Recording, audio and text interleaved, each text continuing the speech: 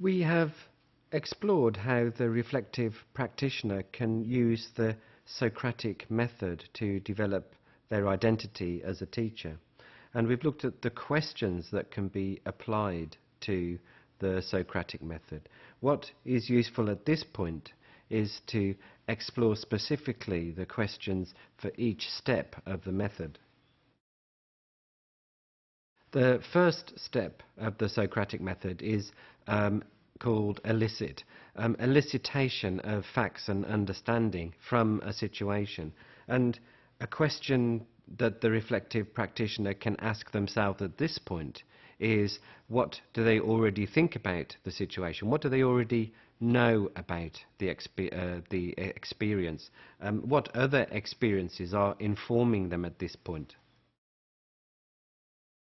The next step of the Socratic method is clarifying understanding about a situation or experience.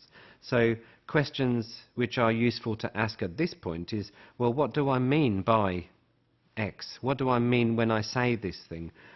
What do I really understand about the situation as I experience it, as I perceive it? The third step of the Socratic method is testing our understanding, testing the assumptions and the presumptions that we are building as reflective practitioners. So questions like, well, how does X relate to Y? How do I know what I'm saying from this experience? Can it actually be true? Can it really be true what I'm is saying is happening? Or is there another way of saying this? Is there another reason?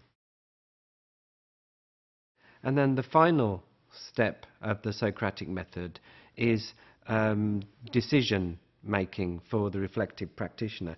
Can the reflective practitioner form a new proposition, a new understanding of the situation based on the questioning process?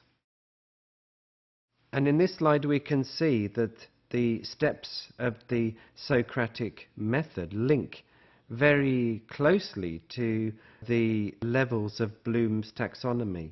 In terms of applying questions to the Socratic method, we can see that they're following the common routine of description, interpretation and outcome. And we can apply the Socratic method to Bloom's levels very, very clearly.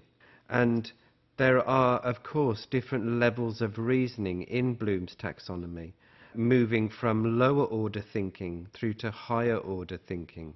Questions relating to remembering and understanding, or in other words, describing the experience. This is the elicitation phase of the Socratic method.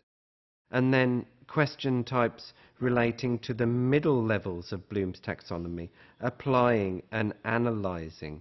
These questions where the reflective practitioner is considering the second and third steps of the Socratic method. And then relating to Bloom's higher order thinking skills, evaluating and creating. This is where the reflective practitioner is using the Socratic method and using questions in the Socratic method to begin to make decisions and to find propositions which explain the situation, a deeper level of understanding. So we can see that as a tool, the Socratic method is extremely powerful for the reflective practitioner. It provides a very strong structure and it engages the reflective practitioner in a process which is both deep and powerful, both at the same time.